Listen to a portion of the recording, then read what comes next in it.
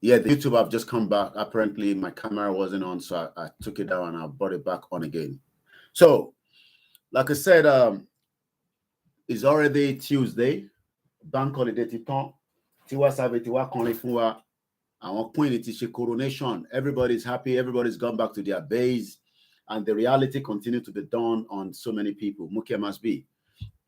So everybody wakes up again on a Tuesday, depending on the Lutu Obawa. I mean, if you're here in the UK, tó bá níwèé nìkan ló máa ní problem. Tó bá níwèé, you can do what you want to do, whether you want to go back to school, you want to go back. I had a privilege to speak to a very beautiful mother and auntie yesterday.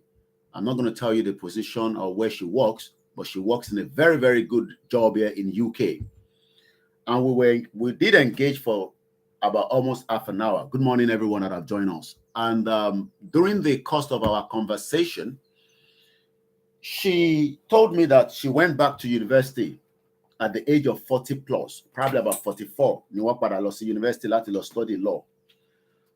A lot of Nigerians have studied already, so you don't have to go back to university. A lot of you have at least, the first degree.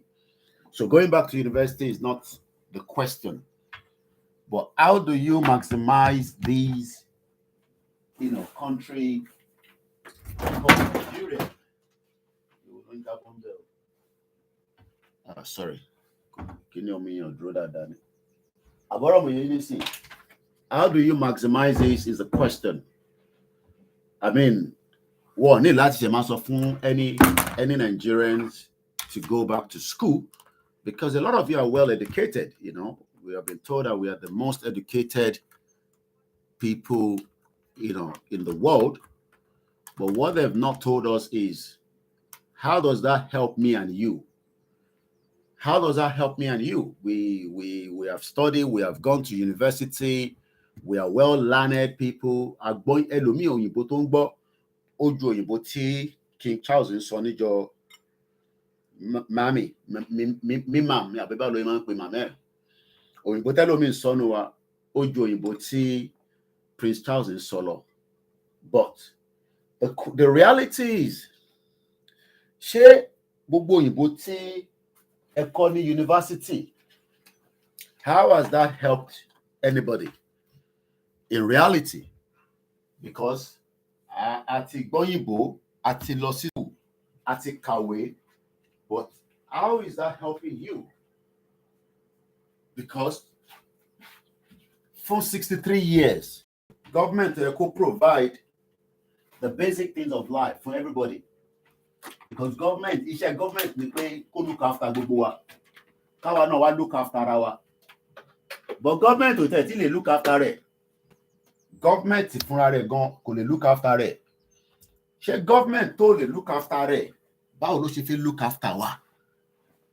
So, but àwọn oríṣiríṣi NGO wá máa sọ fún àwọn Nigerians pé the country is going through a lot, just like any other countries in the world. So just, manage it, so that kí ojú mi lè jáde there a little bit. Èmi mo ti wẹ̀. I woke up about almost an hour and a half ago, even though I slept a little bit late. But sometimes the body about to did because we have things to do in the morning, and the children are getting ready for school. What is a long break? Latijọ́ Friday, so school returns back. They're getting them ready. Ṣé bó ṣe ń get tí àwọn tọ̀dọ̀ tí ń already nìyẹn, àbí olúkálukú kan parọ́, ìran parọ́ fúnrọ́. Every day we wake up and then expect them to mama fún any motivational talk. Ṣé motivational talk ni I need ní Nigeria nísìn? Àbí reality pé o ṣetán university, báwo ló ṣe fẹ́ make it? O fẹ́ dá iléeṣẹ́ sílẹ̀, báwo ni government ṣe fẹ́ support ẹ? O ní idea, báwo ni government ṣe fẹ́ help ẹ? These are the real things that we should be talking about. But nobody wants to talk about all these things. So every day we have left everything to the church. Church ni ó ń bá wa deal pẹ̀lú most of our problems. Tó bá ní problem wa lọ sí mọ́ṣáláṣí, wá ṣàdúrà fún ẹ, àbí kó lọ sọ́dọ̀ àwọn oníṣẹ̀ṣe wa. And man like ìkíní, ta ló mọ kíní? I don't know whether some of you knows that. So you just put it there and it start dropping bit by bit, bit by bit. So for 63 good years, 63 years, everybody were told that, don't worry, am I worry you?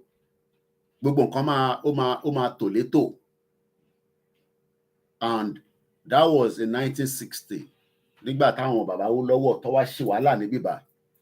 Because òyìnbó already láti jẹ́ ká lọ in the first place, but àwọn bàbá Awólọ́wọ̀ believe pé àti Azikiwe àti gbogbo wọn that àti right láti jẹ́ kí a control resources wa. Kí ló ń pè ní resources? In tí ma fi ń pè tèmi lójoojúmọ́ is part of our resources. Crude oil lọ́tàn ló fi di Vaseline tí ma fi ń pè tèmi. Ìdí tá a ma fi ń pè tèmi pé torí òtútù ni, kò ń ṣe fashion. Torí pé tó o bá fi pa ètè yẹn máa bẹ́, kò yẹ nísìn. Now after tí a gba tọ́ṣe wàhálà yẹn, ibi láti kọ constitution Nigeria ní 19 before this independent, because constitution was very very important. Constitution ló máa fi lè protect ìlú yìí. Mo ń follow ẹni tó bá fẹ́ nílùú yìí, ìwọ tó bá fẹ́ gba British passport, wọ́n á ní kó lọ ṣe life in UK.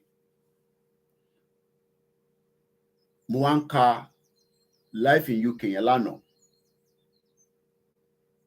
Mo wá ń try láti imagine pé in táwọn sọ ní value, kí ni value? What is the value of a life? Kí ni value?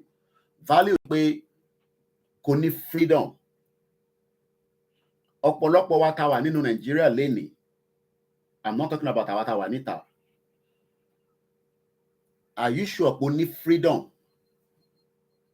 Freedom kò mean pé o gbọ́dọ̀ ní owó tó wà tó jẹ́ big money ní bank account, which a lot of us don't have. Ẹ kàn fi pa àwọn èèyàn wà abroad. Àwọn tó ń ṣe tó ń nọ́kè, àwọn tó ń ṣodù, àwọn tó ń ṣe drugs, làwọn tó máa fún yín ní impression pé life is rosy here. But life is good there. To bá ti lè manage rẹ̀, like I said, I had the privilege to speak to a mother and a big auntie yesterday. Position tó ń ṣe, she works in the government here in UK, but I'm not going to give you all that information. That's for my own, And now I'm sorry, lánàá, because already ilé tí mo lọ ṣe ti Ṣèyí Tinubu yẹn, wọ́n wá ń jẹ́ kí n mọ̀ pé àwọn padà sí university ní age 44 nílùú yìí. By the time táwọn padà, some of our colleagues here question pé kí ló fi lọ ṣe ní university táwọn make owó. But now àwọn yẹn náà ti fẹ́ padà nísìn. But in tí mo fẹ́ lò ń bẹ̀ gangan ni pé a lot of Nigerians are just waking up and expect somebody to come and tell you something good when the country itself is not working. So, báwo la ṣe fẹ́ plot it together? How do you want me, to tell you, oh, you can become an honest sky meeting? We talked about Bulgaria yesterday. Engineer yẹn padà dé, ó gbé signal tí mo sọ fún. Sorry, ẹ̀yin tá ń sọ fún pé country kò ń ṣe mọ́ínmọ́ín. It involves a lot of signal. But signal tí ẹ bá rí pé kò ṣiṣẹ́, ẹ jẹ́ ya jálẹ̀ bí janwere woman olórí burúkú tó kọ̀ dé láàrin méjì. Signal woman yẹn bad signal ni. But ní làákàyè gbogbo yín ti kúrú gan. Mo sọ fún yín pé Sky mi ò ṣiṣẹ́, mo pe customer service, ó gbé mi lọ sí Bulgaria, mo fi ṣe program. Sky yẹn ti ń ṣiṣẹ́ padà láàárọ̀ yìí nísìn. But nígbà tí engineer dé, ó rí pé ewé kan wà níwájú ilé mi bí igi báyìí, ó ń block signal. So signal pé a fẹ́ kúrò ní Nigeria, signal pé Nigeria ò ṣiṣẹ́, it has a lot of stakeholders. Ó ju ọ̀rọ̀ Fúlàní tá à ń sọ lọ. Fúlàní kí ló kọ Fúlàní? Fúlàní is just a proxy láti destabilize mindset tiwa. Ṣé rí pé gbogbo Fúlàní tá à ń rí tó wà nígbó yẹn, ó kéré sínú problem tí wọ́n create, because gbogbo wọn pariwo Fúlàní ta ló ń gbé epo, ta ló ń gbé gas, ta ló ń gbé crude oil, ta ló ń gbé gold, ta ló ń gbé this, ta ló ń gbé that. So the reality of that, ẹlòmíì ò mọ tó ń jáde nínú Nàìjíríà bá ṣe ń sọ̀rọ̀ kò mọ tó ń jáde rárá. Ẹlòmíì ò mọ àwa kò mọ rírú resources ta ní, kò mọ rírú resources ta ní. So lọ́kàn rẹ̀ ó kàn pé Fúlàní wà nígbó, Fúlàní wà nígbó, Fúlàní wà nígbó. No, the West, àwọn òyìnbó tẹ̀yìn rè yẹn ẹ jẹ́ mo yóò yà, àwọn ò fẹ́ jẹ́ kí ìran kan lọ sókè kó overshadow ìran tiwọn. Àwọn òyìnbó tẹ̀ ń rí yẹn, it doesn't matter which of the country, America ni, UK ni, Germany ni, France ni, China ni, Pakistan ni, India ni, any country you want to think about. So their job is to continue to deceive us. Pé democracy ló máa work. But ṣé democracy lè work nílùú tí gbogbo wa jọ ń sọ èdè ọ̀tọ̀ọ̀tọ̀? We are not speaking the same language in Nigeria. Language ọ̀tọ̀ọ̀tọ̀ la jọ sọ. But àwọn fún wa ní that hope. And tó bá dẹ̀ fún ní hope, expectation ẹ̀ máa high, just like bí ìyá Dagboru tó dé láàrin méjì tó sọ fún pé òun ti make a declaration, òun dẹ̀ ti declare nìyẹn, a dẹ̀ ti declare nìyẹn, kò sí nǹkan kan tẹ́ni kankan máa ṣe. Ó dà pé ó ṣe ń ṣi èrè, orí ẹ̀ ti gbálẹ̀, kò mọ tó ń sọ lẹ́nu. She's as mad as the same politician tá à ń sọ fún pé wọ́n ní problem, because politician fún yín ní impression pé democracy máa work.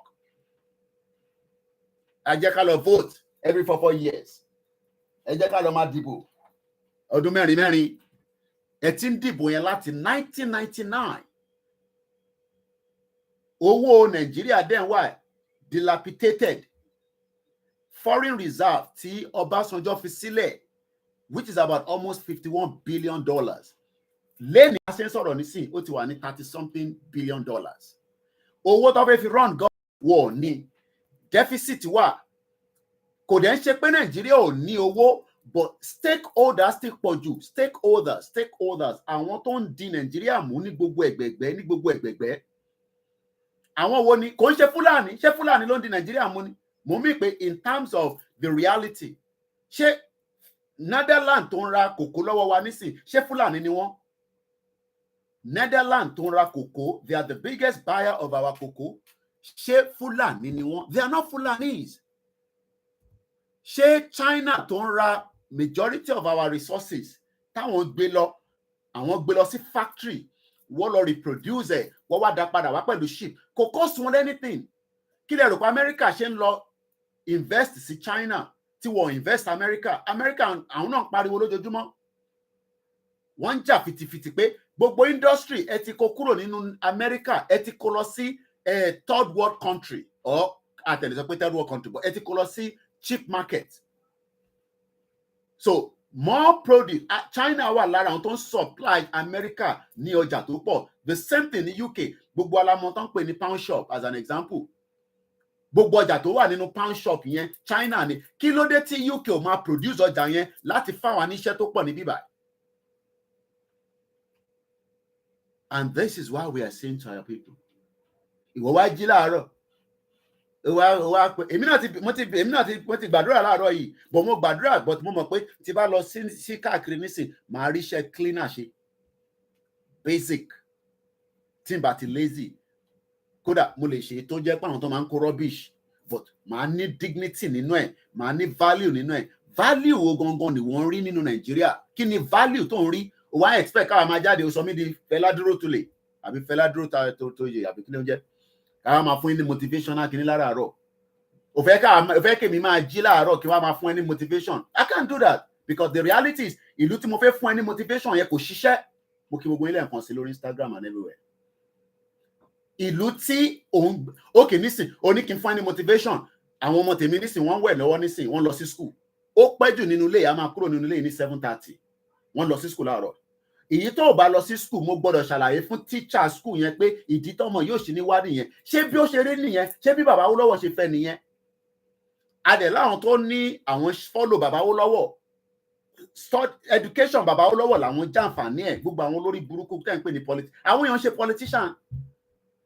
opportunity bá wà ó yẹ ká máa lẹ̀ wọ́n lóko ni ẹ wá ń lọ sí Mẹ́kà ẹ lọ ń jókòó fàṣẹ àlèṣẹ̀tánì wà láàrin yín lójoojúmọ́ ẹjọ́ ń sùn ẹjọ́ ń jí ẹ ná lóko pa ẹ wá ra tíkẹ̀ ẹ lọ sí Mẹ́kà ẹ ń dì sí bara yín ẹ ń lọ Jerusalem ẹ ń lọ Jerusalem ẹ ń lọ ṣàdúrà when àwọn tó jẹ́ àlèṣẹ̀tánì ó wà láàrin yín ẹjọ́ ń gbé ẹjọ́ ń jí ẹjọ́ ń sùn ẹjọ́ ń breathe for almost 24 years of democracy ayé yín ò lọ síwájú ó dá dúró bí omi adágán ni kò move síwájú kò lọ sẹ́yìn ẹ̀yin wá expect pé àwọn òyìnbó máa sọ fún yín pé ẹ break Nàìjíríà òyìnbó ò ní sọ fún yín pé ká break Nàìjíríà kò ń ṣe problem òyìnbó pé ká break Nàìjíríà àwa la máa sọ fún òyìnbó pé n táwa fẹ́ lélẹ̀ and one thing is we have as many of you that will cry before you realize that in táwọn arábí yìí sọ yìí ó make sense gan àwọn kúrò níbi tá a wà àfi tí wọn náà bá sá lọ kúrò ní Nàìjíríà tó o bá ti sá kúrò ní Nàìjíríà ìrọlùpá jẹ́ n tún padà lórí ọ̀rọ̀ Sky mi sẹ́ kí n lè fún ẹ ní bí ọ̀rọ̀ Sky ṣe di tó ṣiṣẹ́ padà ṣé o mọ̀ pé signal wọnú ilé mo dẹ̀ ń sanwó mo rí signal so that means pé wọ́n ti devalue service tó tí wọ́n ní èmi àti àjọ sign contract ṣé o mọ̀ pé contract ló sign pẹ̀lú Nàìjíríà so gbèsè tí Nàìjíríà bá jẹ gbogbo alájọ jẹ as long as we remain Nigerians mo jẹ gbèsè náà irọ́ ló pa the debt Nigeria is owing as long as tí ìwọ bá ṣì ń jẹ́ Nigerian.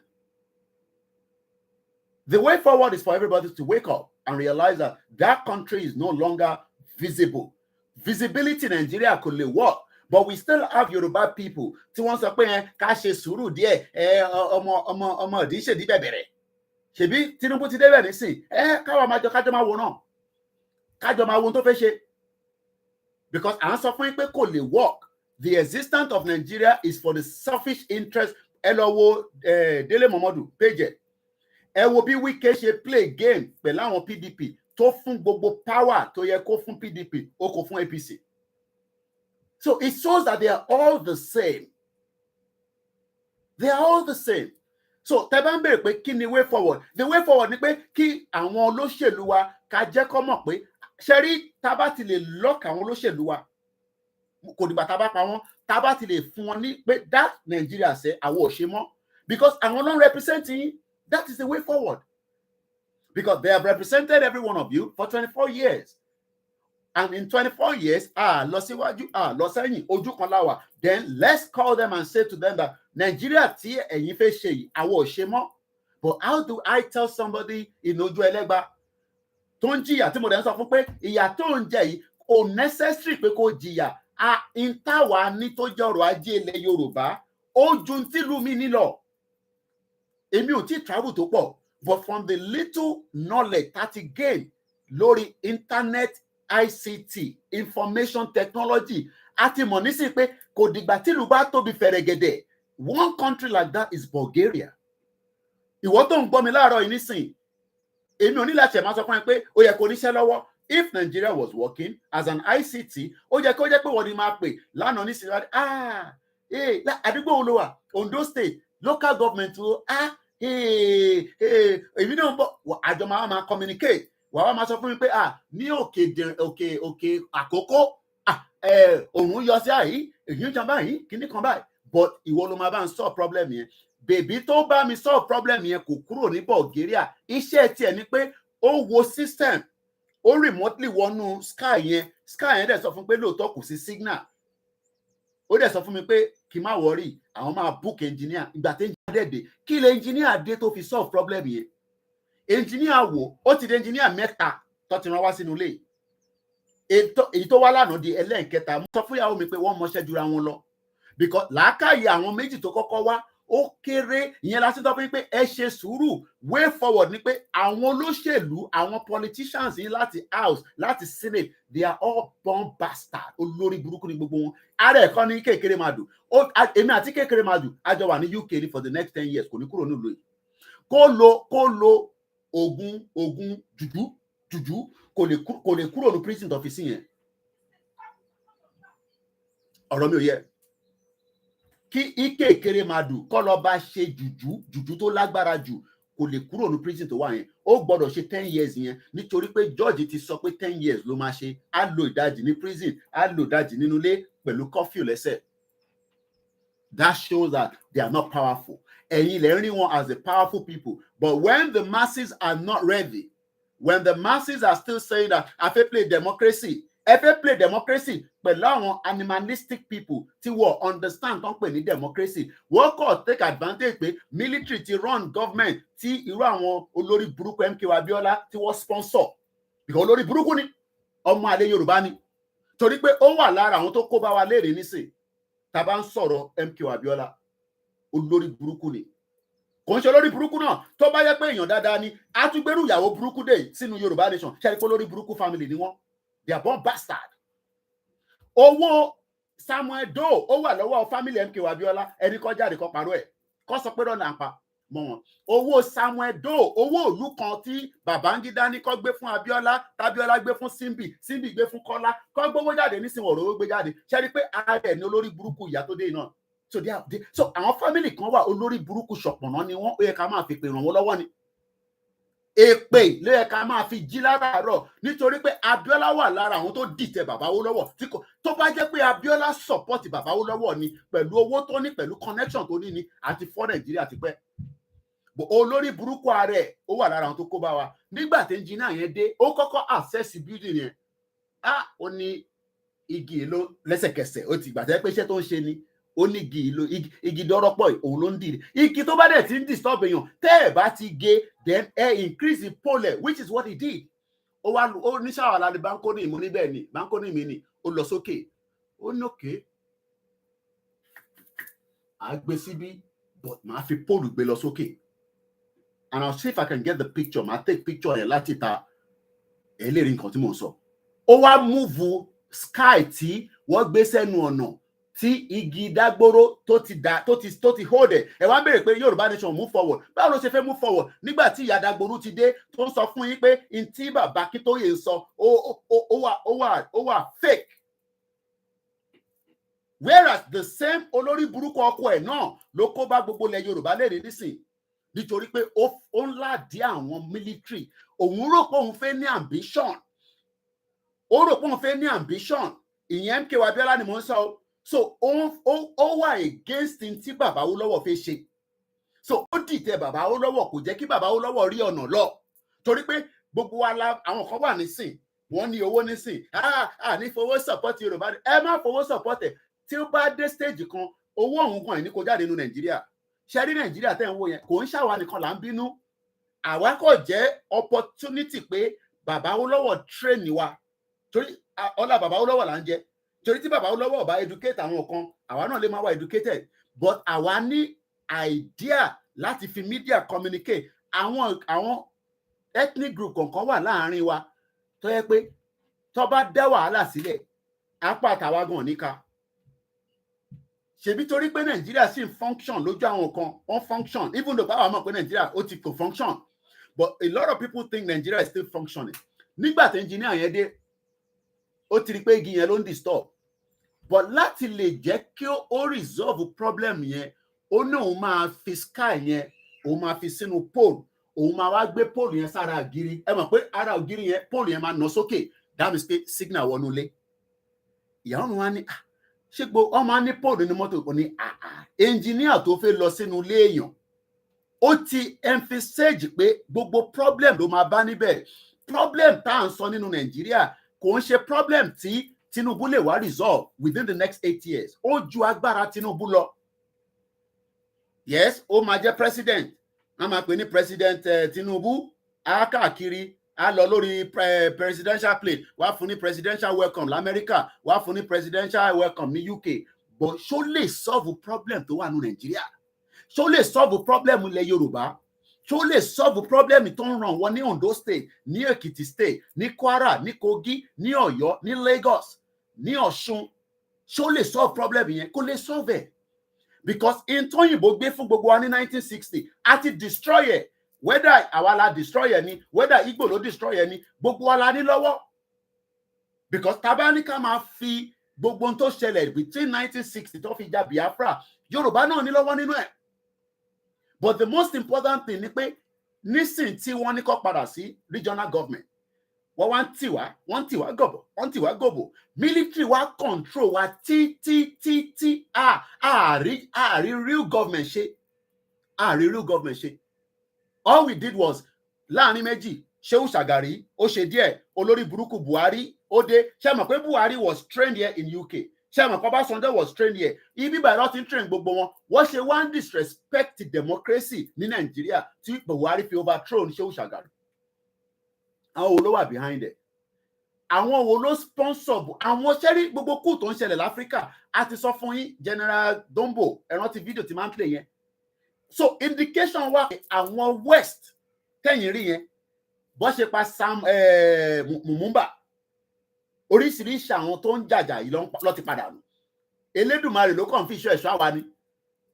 Torí pé wọ́n mọ̀ pé tá à ń sọ yìí, in tó ń ṣí ọpọlọ àwọn èèyàn ni, in táwọn yẹn tẹ̀ tó sọ tó yìí, àwa ti sọ.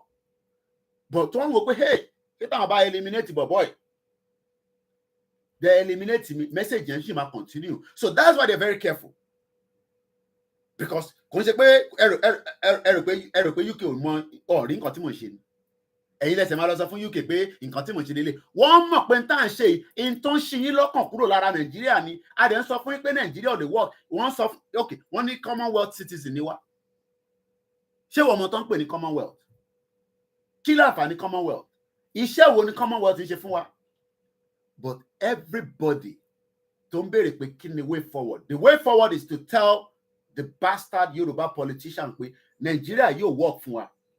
Tẹ́ bá dẹ̀ sọ pé work fún yín, that means pé ẹ sọ fáwọn olóṣèlú pé kó fix Nigeria fún yín. Because ẹ̀yin kan sọ pé Nigeria fẹ́ work. Mo rí uncle mi kan wá níbi àìní sí mo ní dárúkọ wọn.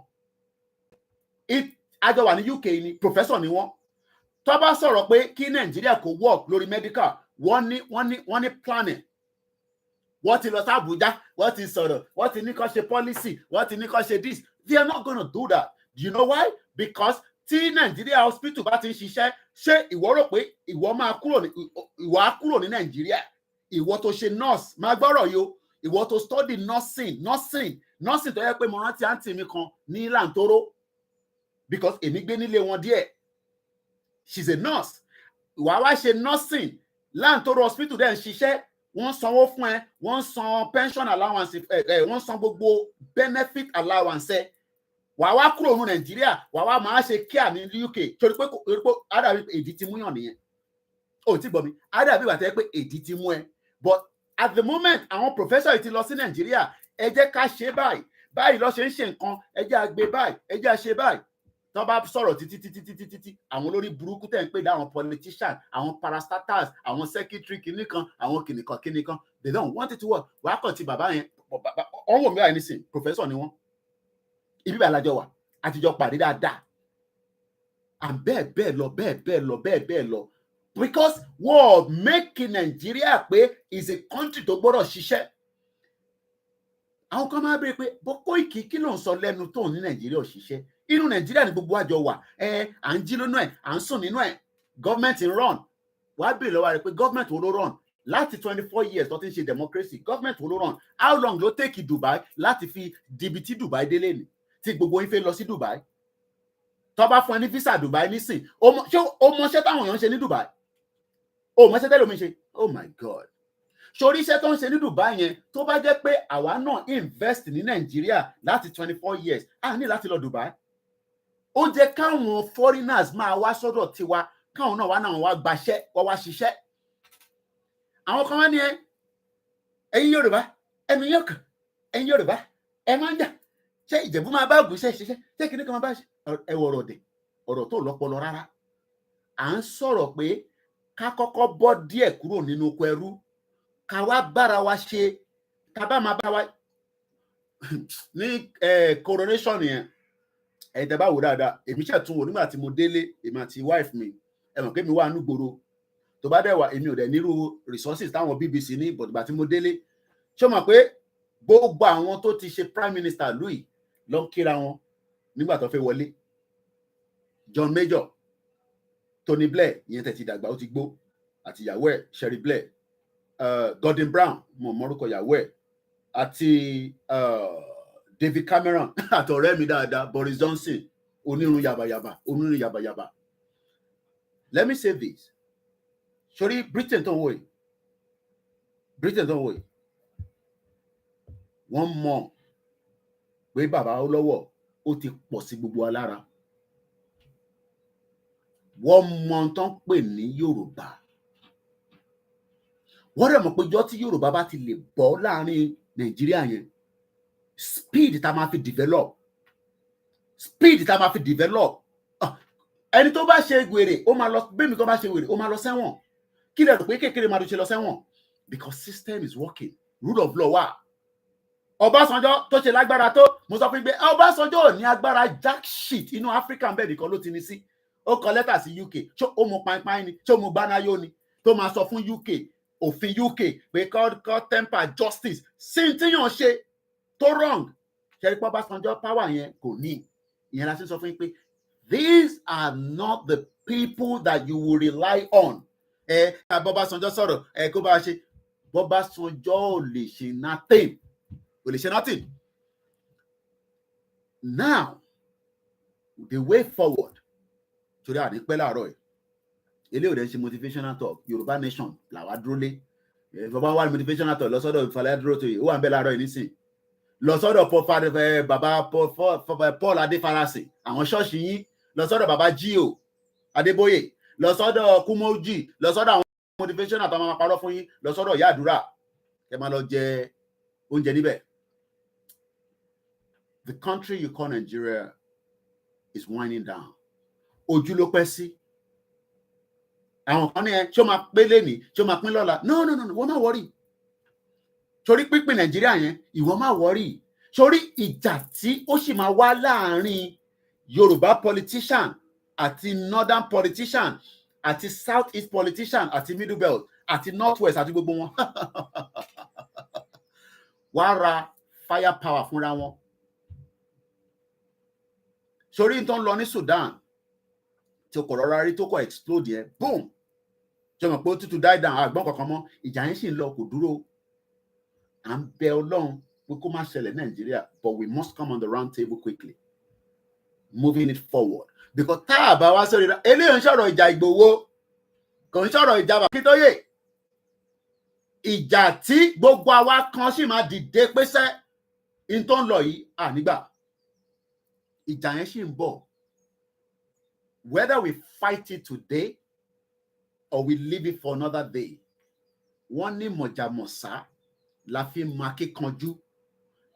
Akíkanjú tó bá mọ̀ọ́jà tó ò bá fi sẹ́yìn díẹ̀, ó ṣeé ṣe kó bá ogun lọ.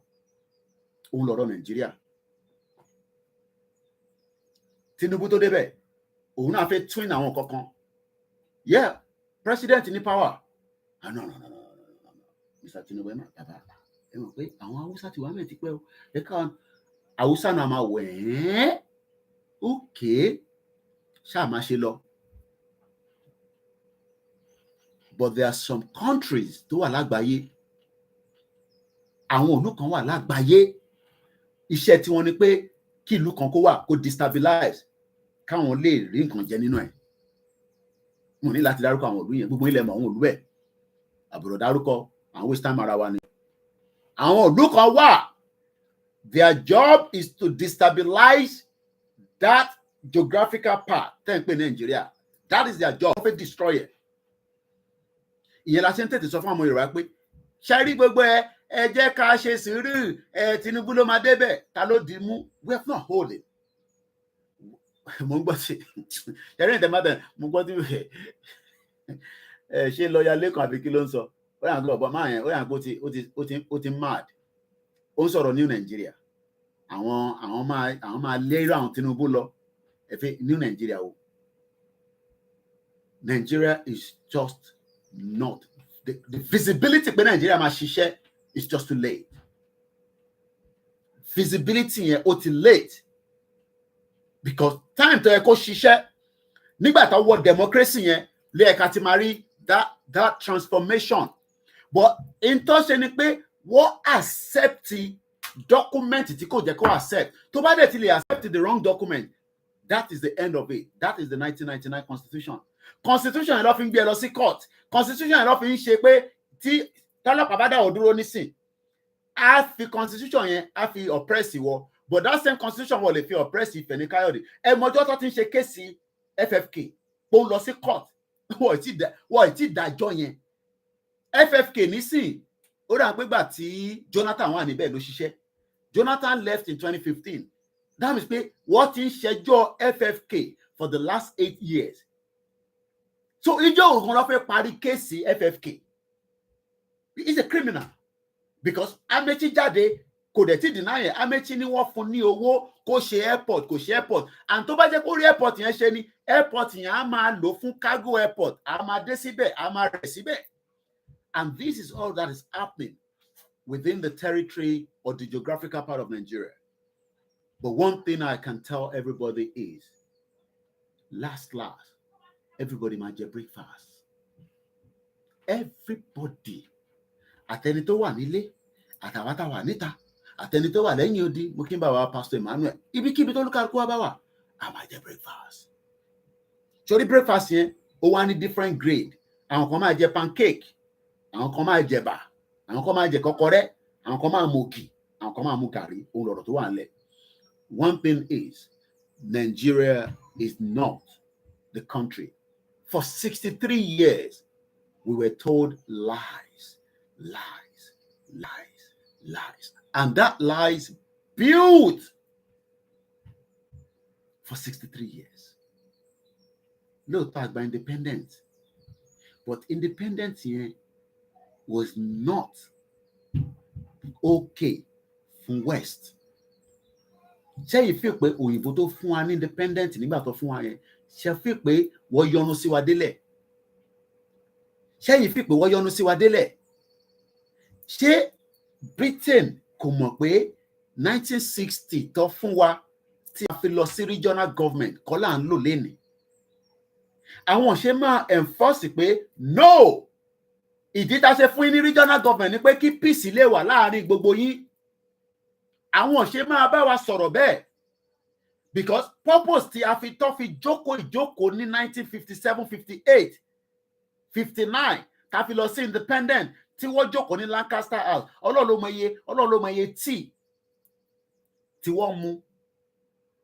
Àwọn wá jókòó pé àwọn fẹ́ fi wá lẹ̀, but kí a má bàa rí future crisis, ká má bàa rí pé Biafra máa fẹ́ overthrow ilẹ̀ Yorùbá, kí Hausa má bàa overthrow wa. Báwo la ṣe lè make it possible? Because àwọn ni wọ́n run government fún wa títí di 1960.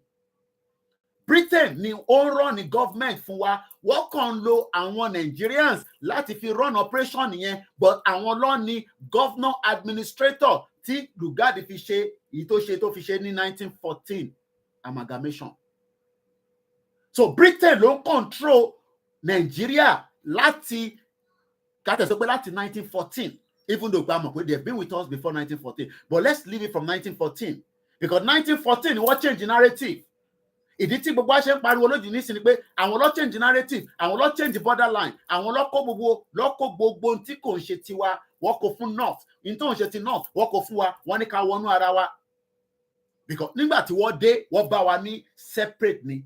A dẹ̀ ti run government, a ti run ní ìjọba wa according to bí culture wa, according to bí Elédùmarè bí ó ṣe ní ká máa ṣe.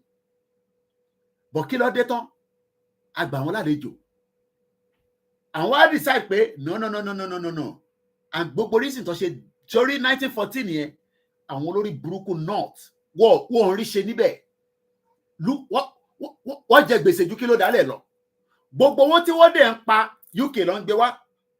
UK wá sọ pé àwọn ò lè fund these northerners because they were losing money on it. Mo fẹ́ kà fún ẹ. In 1914, Southern Nigeria was joined with Northern Nigeria Protectorate. Why? Kí ló mú Britain tí ó kó gbogbo àpapọ̀ tó join wa? Because the North was not making money. wọ́n make owó kankan. Àwọn state kan wà ní north nísìn. Kí ni value state yẹn? Gombe state nísìn, kí ni value ẹ̀? There are some northern part of Nigeria that kò ní value kankan ju pé wọ́n kàn bíbí tí wọ́n lè ju ti south west lọ. Wọ́n fẹ́ yàwó 5, wọ́n fẹ́ yàwó 6, wọ́n á bímọ rẹpẹtẹ sílẹ̀, wọ́n á dá àwọn ọmọ yẹn sójú títì. Àwọn ọmọ yẹn wọ́n di liability Nigeria. If they have left us as northern Nigeria and southern Nigeria, as the southern part, kó fi wá sílẹ̀ bẹ́ẹ̀, today we will not be in this situation. Àwa la máa help àwọn north pé orí yín ò pé, ṣé kò jẹ́ kó mọ̀ pé ọmọ máa kàwé, orí ò pé, ṣé kò jẹ́ kó mọ̀ pé development máa wà. And eventually in 1914, wọ́n wá feel pé the best option ni pé since tí àwọn ò lè máa fund the north because wọ́n lose owó ní north, wọ́n ò jèrè ní north, àwọn Britain ò jèrè ní north, and kò ń ṣàwà nìkan là ń béèrè fún independent. Glasgow nígbà tó ń ṣe coronation King Charles, king wa, God bless the king la máa ń sọ níbí, ìwọ lè ṣépè fún ibà ilé mi gbé ìtì máa sọ tí kò ní tí ṣe sọ lórí program abẹ́kùnmí ló wà, but for now God bless the king ni ibi ilé mi gbé. Tó bá ní ẹ ṣépè fún, ìwọ náà wá síbẹ̀ kó wá ṣépè fún, ọmọ kí abẹ́ wọn lèmi sì wà but ìtì máa sọ sábẹ́kùn mi ó yàtọ̀ sí ìtì máa sọ síta, but for now God bless the king. But àwọn Scotland, àwọn Scottish, wọ́n náà wọ́n bá wọn ṣe mọ́. Wọ́n ní àjọṣepọ̀ àwọn àti England àwọn ò fẹ́ mọ́ pé kó fún àwọn ní referendum. Prime Minister ìyẹn party conservative, mo máa padà sọ̀rọ̀ northern kìíní ẹ̀, we are probably about just less than 20 more minutes because our busy láàárọ̀ yìí. Now kí ni reason? What were the people were asking questions on Google. In 1914, southern Nigeria was joined with northern Nigeria protectorate to form the single colony of Nigeria. Why? Ṣẹ́rí question why yẹn òun láì tí resolve lẹ́nìí nítorí pé àwọn olórí burúkú bomb bastard àwọn politicians wa tí wọ́n mọ ìdí. Mo kí ẹ Michael Godsway, mo kí ilé nǹkan sí professor, mo kí gbogbo ẹni tẹ́ wà lórí ètò. Àwọn politicians tí wọ́n mọ kókó, because ṣé o mọ̀ pé Nigeria politics owó wà nú ẹ̀ gan. Burújí Kàṣámù bọ̀ ló wà nísìn, àkútúkú ẹ̀ lọ́rùn. Burújí Kàṣámù nígbà tó máa kú kò tún kú sí Ìjẹ̀bú tó ti ń pawó tó ti ń ṣe gàngán ẹ̀. Lagos state lọ gbé lọ because kò sí hospital gidi ní Ogun state tó máa fi tọ́jú Burújí Kàṣámù. Ṣé èèyàn lè sọ pé Burújí Kàṣámù bó ṣe lówó tó yẹn kò lè kọ́ hospital tó yẹ pé tó bá sick ibẹ̀ nìkan ti máa tọ́jú ẹ̀? Kí ló dé tí Tinubu lọ sí Paris tó lọ ń tọ́jú ẹ̀? Ṣe rí pé wọ́n ní làákàyè. Àwọn bá ní làákàyè ni kí ló wà nínú ká kọ́ building? Mo sọ fún yín pé professor kan mo fi dárúkọ wọn, wọ́n wà lórí platform pẹ̀lú mi báyìí nísìn. Wọ́n lè kọ́rú hospital tí ó tọ́jú Tinubu ní Paris. Wọ́n lè kọ́ sí ibikíbi tí Tinubu bá fẹ́ sí.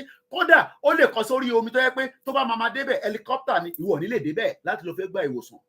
The protectorate was a deceitful. Bẹ́ẹ̀ gbọ́ mi ṣe sọ Simon Adebisi. Let's go back. So in 1914 ni wàhálà yẹn dé. Tó bá jẹ́ pé wọ́n join wa together ni, kódà tó bá jẹ́ pé mi àti Ondo state lájọ ń jà, inú mi á sì máa dùn. Tó bá jẹ́ pé mi àti Kwara lájọ agree, ìyẹn sì dá. For the fact that pé òyìnbó change narrative yẹn, àkóbá àdábá ni. Àwa wá àṣé àkóbá àdábá ta máa ń sọ ní Nàìjíríà, ta máa ń sọ pé Ọlọ́run má jẹ́ rí àkóbá àdábá. Àṣé àkóbá àdábá tí wọ́n sọ yẹn, àṣé òun láti wà nínú already.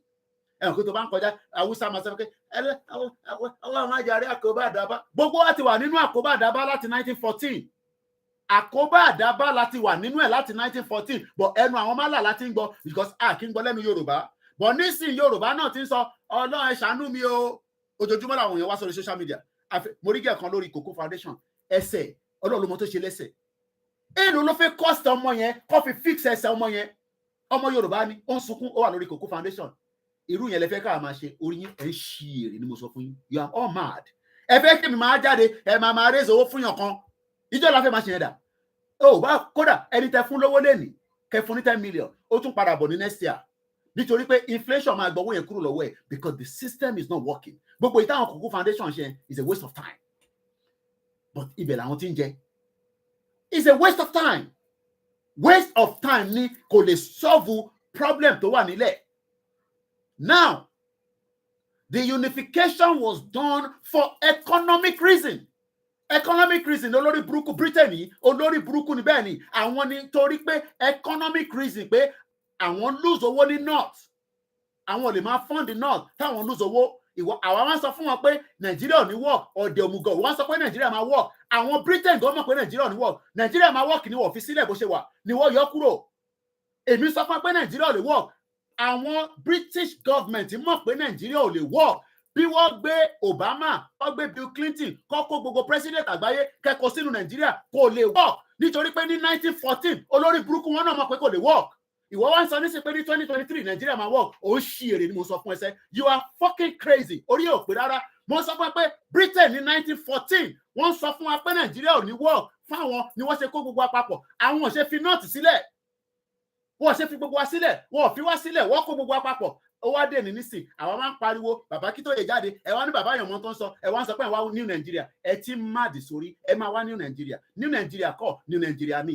ẹ máa jẹra yín lẹ́sẹ̀ ẹ máa para yín ni mo sọ tí wàhálà yẹn bá dé lágbára Elédùmarè I will be on the first flight máa bọ̀ ní Nàìjíríà mo sọ fún yín but kó tó dé a gbọ́dọ̀ máa ṣí yín ní iyì lọ́kàn kí ló dé tí Britain ṣe sọ fún wa pé for economic reason and the colonial administration sought to use the budget surplus wọ́n lo budget ilẹ̀ Yorùbá wọ́n lò fún north ìwọ wá ń sọ nísìn pé Nàìjíríà máa work nísìn wo gbogbo ilẹ̀ Haúsá níbo ló ń work níbẹ̀ níbo ló ń work nílẹ̀ Yorùbá tí ta lè sọ pé ó ń work nísìn tí àwa ní resources lọ sí north nísìn àní lọ́wọ́ Gombe state wàá má béèrè pé ṣé state mi ẹlòmíì nísìn ẹ dárúkọ state kan ní ilẹ̀ Haúsá nísìn wàá má lẹ́yìn tó bá ti gbọ́ Kaduna tó bá ti gbọ́ Kano tó bá ti gbọ́ bíi Zaria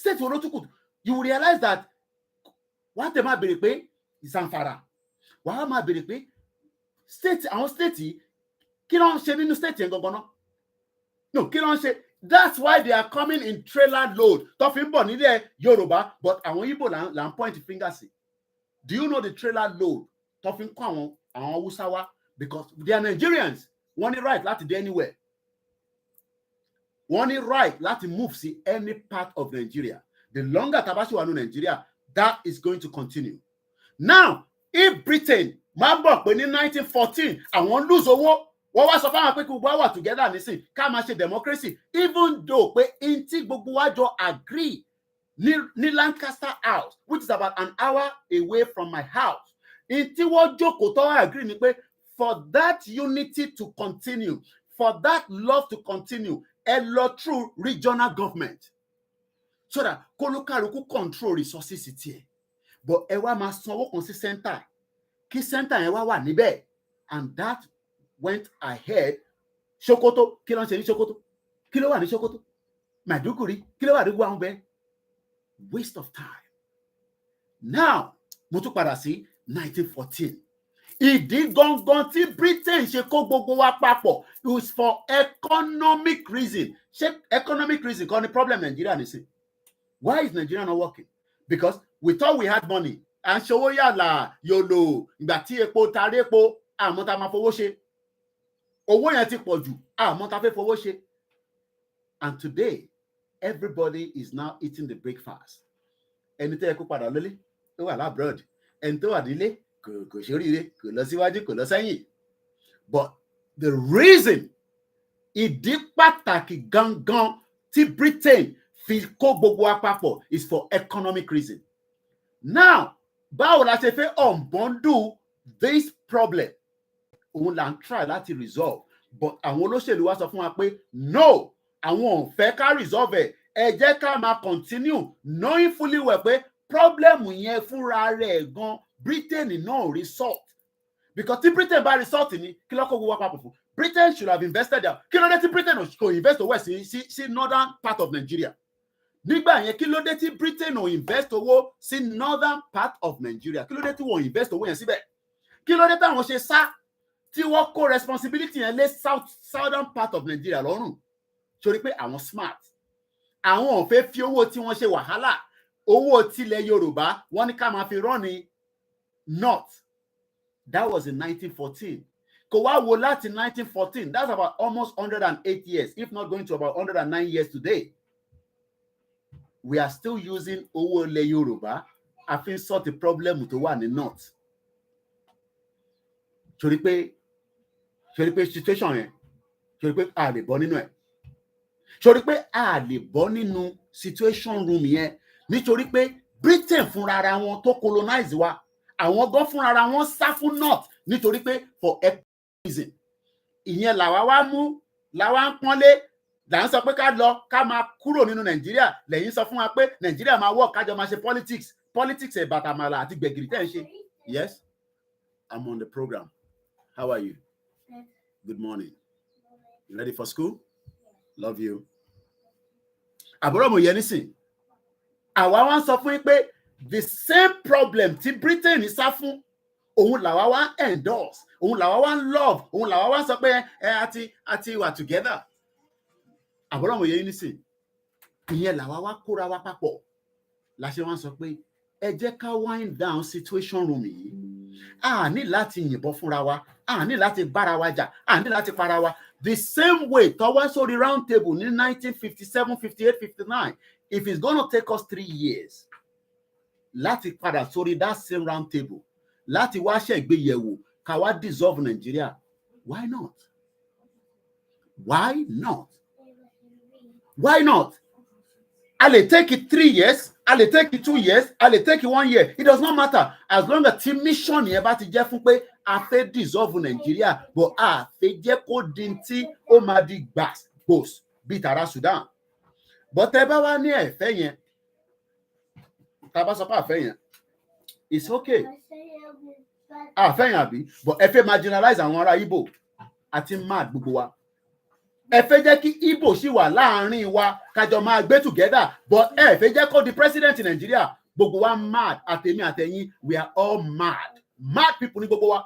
Ẹ fẹ́ jẹ́ kí Igbo, àwọn ará Igbo kó di president in Nigeria. Ẹ dẹ̀ fẹ́ jẹ́ kí gbogbo wa máa run Nigeria together, because tó bá di 2031 tí Tinubu wa máa fi ṣe tán, ẹ̀ ń gbé padà lọ sí north. So àwọn Igbo wa fẹ́ wà, tó máa wà láàrin wa, kájọ wa máa sùn, kájọ máa jí, ká máa fẹ́ra wa, ìyẹn nìkan lẹ fẹ́. Ẹ fẹ́ jẹ́ káwọn Yomi má sọ ìbẹ́ tí Igbo bá débẹ̀ àwọn náà máa marginalize wa. So báwa ṣe marginalize wọn nísìn òun ló dáa. Ẹ wá ní ẹ̀ ń fẹ́ ìfẹ́, ẹ̀ ń fẹ́ unity nínú country yẹn. Ẹ rí pé we are wasting our time. Ṣé pé time tí à ń waste nínú pé à ń ṣe democracy. If truly we want to move forward, if truly we want to push this Nigeria to be a country where we can talk together into a gbogbo máa sọ nísìn ni pé the dissolution of Nigeria. Fún mi ní ilé ìkan, fún mi ní omi tó heavy.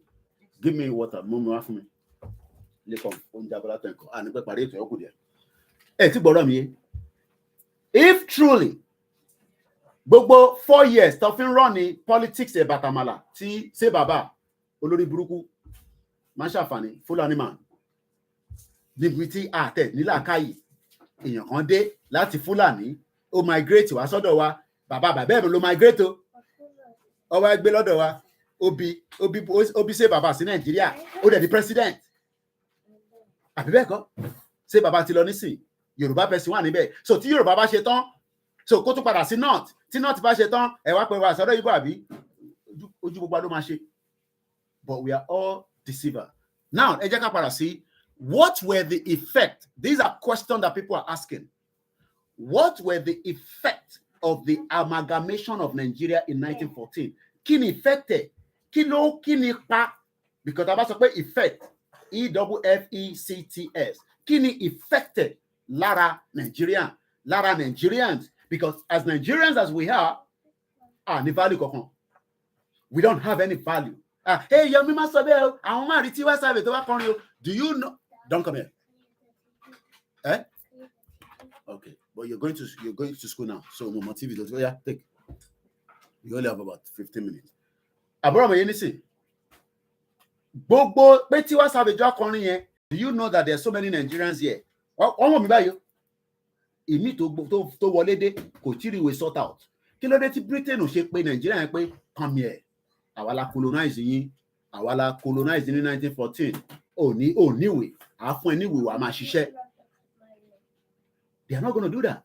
Wọ́n á ní kó máa go through immigration. Àwọn wá gbọ́n. Àwọn wá ń tighten ní belt tọ̀dọ̀ tí wọ́n. tó bá dé nísìn tó bá ní o fẹ́ claim asylum wọ́n ní o lọ Rwanda, wọ́n ní kó lọ sí Rwanda. Ṣorí pé àwọn gbọ́n because àwọn ò fẹ́ anybody kó kọ̀ wá sí bíbáyìí. Ẹni tó máa wá sí bíbáyìí tó bá ti lè jí owó bí Ṣèyí Tinubu kó wá ra lé $11 million tó dẹ̀ tipa, kò sí nǹkan tó ń sùn síbẹ̀ tó ń gbé níbẹ̀ torí mo tẹ bọ́sà títí wọ̀dá mi lóhùn, ìyàwó mi nítorí ó ti rí mi nínú kámẹ́rà ni. Awonú ọgbà kò sí mọ́tò níbẹ̀, but kí ni effect? In effect, the 1914 amalgamation in Nigeria destroyed an indigenous political administrative system that was far more democratic and accountable and replaced it with a colonial system. I want no colonial system. Láti fi rán Nigeria, ẹ wá ní Nigeria máa ṣe kò ní dá fún Nigeria òun.